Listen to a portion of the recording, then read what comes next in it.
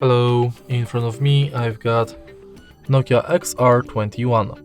In this video I'll show you how to use Google Assistant on lock screen. In the beginning, let's go to Google app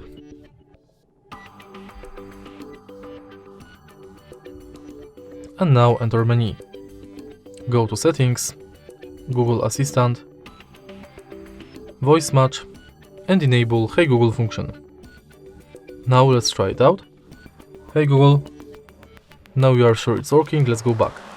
Enter lock screen and also enable assistant responses on lock screen. When it's done, you can simply lock the screen and say, Hey Google, what's the weather like tomorrow? It will be sunny, with a high of 33 and a low of 18. And that's basically it. If you find this video helpful, please leave like, comment and subscribe.